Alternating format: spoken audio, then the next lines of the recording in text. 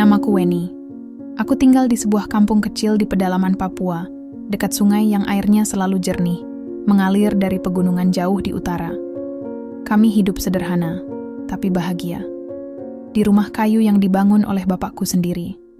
Aku tinggal bersama bapak dan dua kakakku, Lukas dan Theo. Sejak mama meninggal beberapa tahun lalu, aku yang merawat rumah. Masak, cuci, menumbuk sagu. Semua kulakukan dengan sukacita. Aku dan kedua kakakku sudah lulus SMA, tapi tidak ada biaya untuk melanjutkan kuliah. Hari itu langit sedikit mendung, dan aku sedang mencuci pakaian di pinggir sungai. Airnya dingin, seperti biasa. Angin lembut meniup rambutku. Tapi tiba-tiba, aku melihat sesuatu hanyut di kejauhan. Awalnya kukira batang pohon. Tapi saat semakin dekat, jantungku langsung berdetak lebih cepat. Itu bukan batang, itu manusia. Tanpa pikir panjang, aku berlari menyusuri tepi sungai sambil berteriak. Lukas, Theo, Bapak! Suaraku panik. Kami sudah terbiasa hidup di tengah alam liar, tapi ini berbeda. Kakak-kakakku datang tergesa-gesa bersama bapakku. Kami berhasil menarik tubuh itu ke darat. Seorang laki-laki muda, kulitnya sawo matang, wajahnya tampan meski penuh lumpur dan luka. Pakaian militernya robek dan lusuh, dan di kakinya, ya Tuhan, ada luka besar yang mengerikan. Kami menggotongnya ke rumah. Aku membersihkan wajahnya, mengelap tubuhnya, dan mengompres lukanya dengan ramuan daun yang biasa kupakai kalau kakak-kakakku terluka di hutan. Bapak bilang, mungkin dia tentara, tersesat atau tertinggal pasukan. Selama 2 hari pertama, dia tidak sadar. Tapi aku terus merawatnya. Setiap kali mengelap keningnya, hatiku terasa aneh. Ada rasa iba, tapi juga rasa lain yang belum pernah kurasakan. Entah apa. Lalu di hari ketiga, saat aku sedang memanggang singkong untuk makan siang, kudengar suara serak dari bilik kayu tempat ia berbaring. Kamu siapa? Aku menoleh cepat. Dia membuka mata. Matanya indah, tajam tapi lembut. Aku hampir menjatuhkan singkongku. Aku tersenyum gugup dan menjawab, Aku Weni, kamu di rumahku, kamu hanyut di sungai, kami menyelamatkanmu. Dia tersenyum tipis, namaku Rangga, dan disitulah semuanya dimulai. Sejak Rangga sadar, rumah kami terasa berbeda, lebih hidup, lebih ramai. Walaupun ia belum bisa banyak bicara karena kondisinya masih lemah, senyum dan pandangan matanya cukup membuat hariku jadi lebih berwarna. Setiap pagi aku membersihkan lukanya dengan hati-hati. Luka di kakinya membusuk dan semakin parah. Bau anyirnya menusuk, tapi aku tahan. Kadang aku menangis diam-diam waktu mengganti perban yang cuma terbuat dari kain sobekan sarung lama. Rangga selalu bilang, terima kasih Weni. Tapi bagiku, merawatnya bukan beban. Entah kenapa, aku merasa dekat. Hari itu, setelah memeriksa lukanya yang mulai menghitam, Bapak mengangguk pelan ke arah kakakku, Theo. Kita harus lapor ke pos TNI, katanya dengan suara berat. Kalau tidak, anak ini bisa kehilangan kakinya atau nyawanya. Aku langsung panik. Tapi perjalanannya jauh sekali, Bapak. Makanya Bapak dan Theo saja yang pergi. Lukas tetap di rumah bantu kamu jaga Rangga. Bapak menepuk pundakku dengan lembut. Kamu anak baik, Weni. Tetap kuat ya. Malam itu aku tak bisa tidur. Kupandangi langit dari lubang atap rumah, mengadu pada bintang-bintang agar perjalanan Bapak dan Theo aman. Mereka akan berjalan 2 hari melintasi hutan lebat dan lembah terjal. Belum lagi ancaman binatang buas dan medan yang licin. 2 hari kemudian, saat aku sedang memberi Rangga air kelapa muda, kudengar suara gemuruh dari kejauhan. Bukan suara hewan, bukan juga guntur. Itu helikopter, Lukas berteriak. Aku langsung berlari keluar. Di langit, sebuah helikopter TNI melintas rendah, lalu berputar dan mendarat di lapangan kecil di dekat ladang kami. Bapak dan Theo muncul dari hutan. Tubuh mereka kotor dan lelah, tapi mata mereka bersinar lega. Beberapa tentara turun dan langsung membawa tandu. Rangga diangkat dengan hati-hati. Aku memegangi tangannya, tak kuasa menahan air mata. Rangga menatapku lama, bibirnya bergetar, seolah ingin mengatakan sesuatu. Tapi suara baling-baling terlalu keras. Dan detik berikutnya, ia sudah diangkat ke helikopter. Aku hanya bisa berdiri di sana, Rambut dan bajuku berantakan karena angin dari helikopter, sementara hatiku rasanya ikut terbang. Jauh bersama Rangga. Aku tak tahu apakah aku akan bertemu dia lagi. Tapi diam-diam aku berharap. Sudah hampir 3 bulan sejak helikopter itu membawa Rangga pergi dari kampung kami. Tapi bayangannya masih tinggal di hatiku. Setiap kali aku duduk di pinggir sungai, tempat pertama kali menemukannya, aku selalu teringat wajahnya saat terakhir melihatku. Pucat, lemah, tapi penuh harapan. Aku mulai merasa rindu yang aneh. Aku bahkan tak tahu di mana dia sekarang. Luka kakinya semakin parah waktu itu. Kata bapak, mungkin harus diamputasi. Mendengar itu, jantungku rasanya runtuh. Suatu sore, Lukas dan Theo pulang dari pos TNI sambil membawa kabar. Mereka diterima menjadi prajurit. Aku bangga sekaligus sedih. 2 kakakku akan pergi, belajar menjadi tentara seperti Rangga. Tapi kabar berikutnya membuat lututku lemas. Kak Rangga sudah dibawa ke kota untuk pengobatan lebih lanjut, kata Theo sambil mengelus rambutku yang panjang. Aku mewarisi rambut panjang mamaku, yang sebenarnya berasal dari Pulau Sulawesi, suku Toraja. Lukanya makin parah, kata Theo lagi. Kakinya mungkin harus diamputasi. Aku menangis malam itu. Bukan menangis pelan, tapi yang benar-benar sesenggukan sampai napas terasa sesak. Aku tak tahu mengapa hati ini begitu sakit, seperti ditarik paksa. Padahal aku baru kenal dia.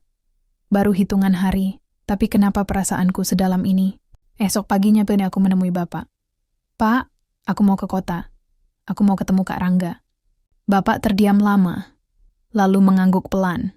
Kalau memang itu yang kau mau, Weni, bapak akan antar, tapi perjalanan panjang. Naik perahu, lewat sungai, bisa 3 malam kita di air. Aku mengangguk cepat, tak peduli sulitnya perjalanan. Yang kupikirkan hanya, aku harus ketemu dia. Tak kubayangkan bagaimana perasaannya harus kehilangan kakinya. Dan bapakku, bapak yang sangat baik dan penyayang. Ia juga sama khawatirnya denganku. Aku bangga padanya. Tak heran mamaku begitu sayang padanya, hingga rela meninggalkan kampung halamannya demi hidup bersama bapak. Keesokan harinya perjalanan kami berat. Malam pertama kami tidur di atas perahu, ditemani suara jangkrik dan derik air. Malam kedua hujan turun deras, membuat baju kami basah kuyup. Tapi aku tak mengeluh.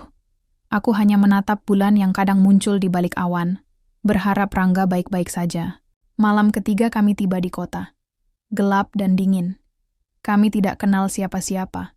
Semua rumah tertutup. Tidak ada tempat berteduh. Akhirnya kami duduk di teras sebuah toko yang sudah tutup. Aku menggigil, tapi tetap memeluk tas kecilku erat-erat.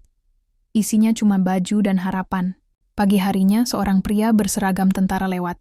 Dia berhenti menatap kami, lalu berkata, "Bapak ini, saya ingat, pernah hantar tentara yang luka parah kan?" Bapak mengangguk. Tanpa banyak tanya, pria itu membawa kami ke barak militer. Kami diberi makan, tempat tidur bersih, dan kabar terbaru. Rangga masih di sini, tapi tunangannya datang beberapa waktu lalu. Namanya Christine. Tapi setelah tahu kakinya kemungkinan tak bisa dipakai lagi, dia pergi.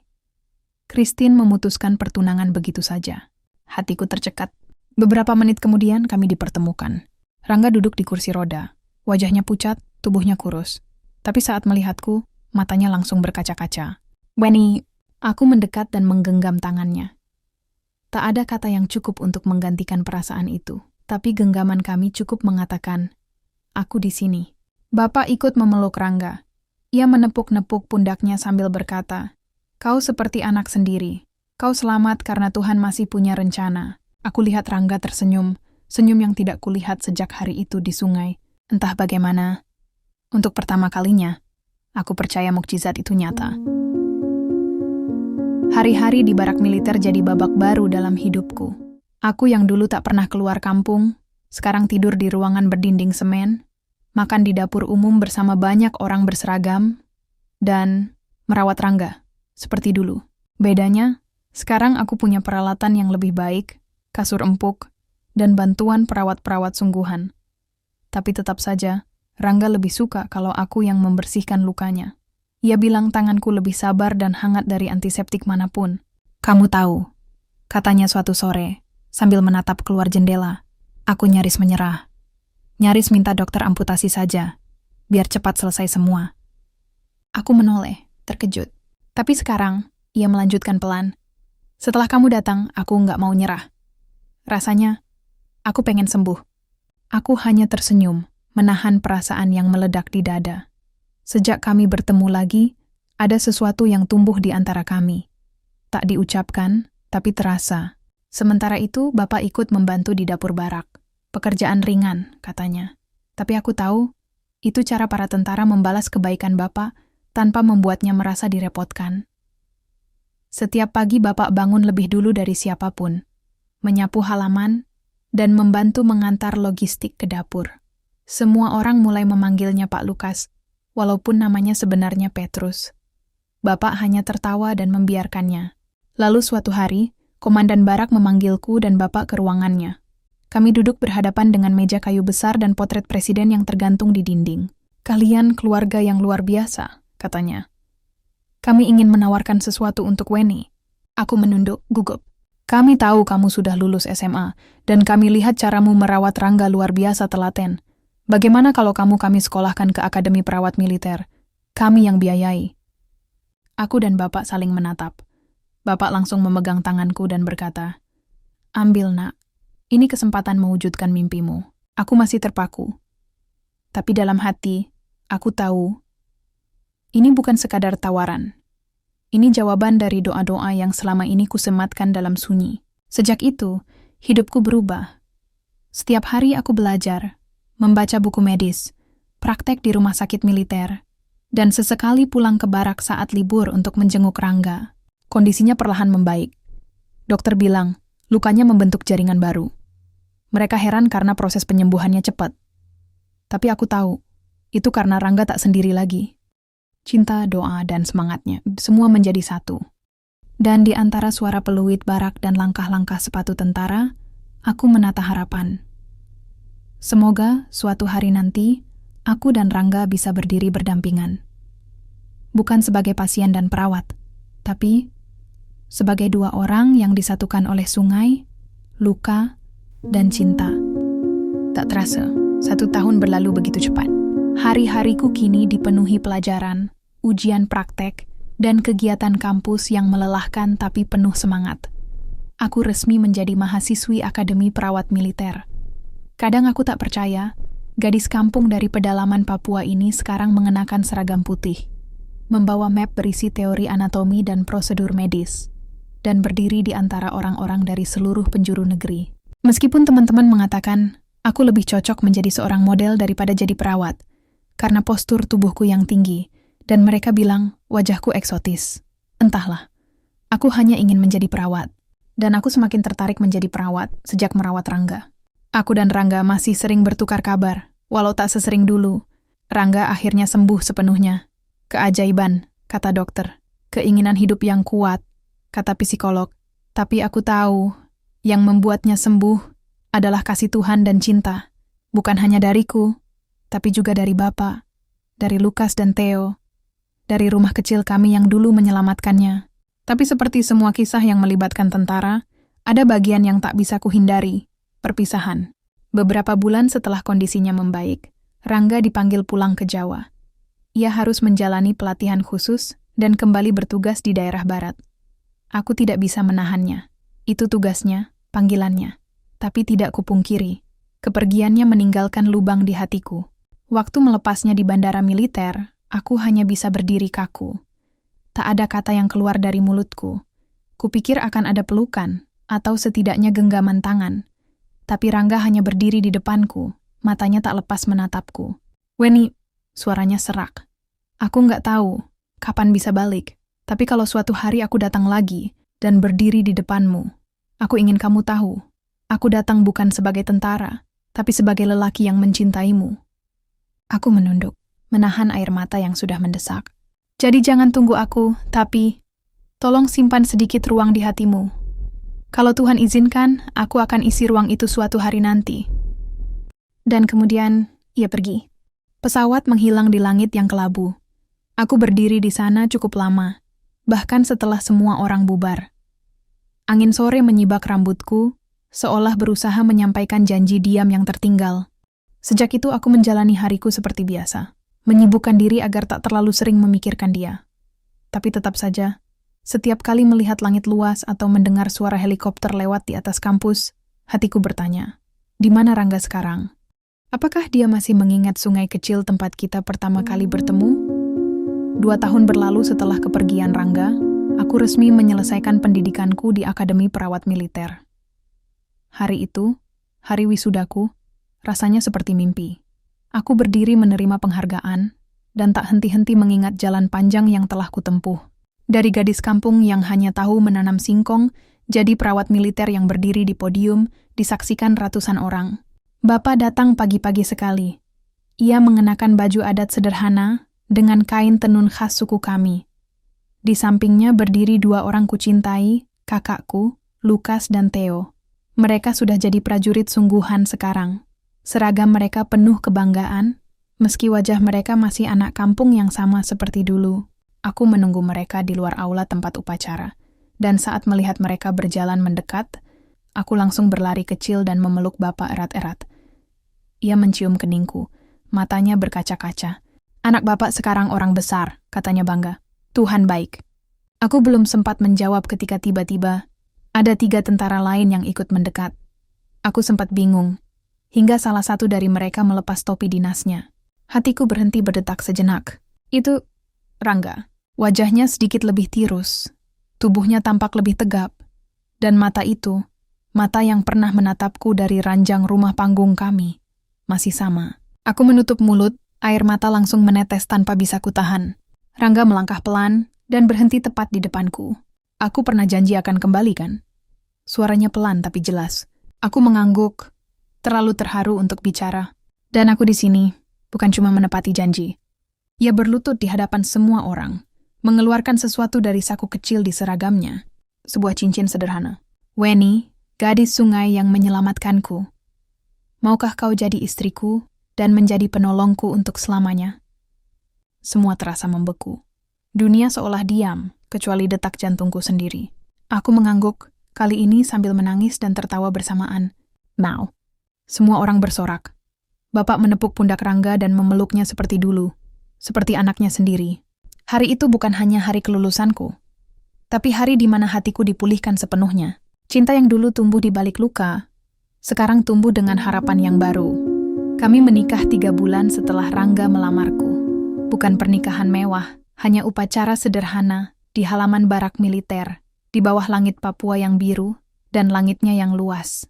Kursi-kursi dari kayu, tenda putih seadanya, tapi penuh senyum dan doa yang tulus.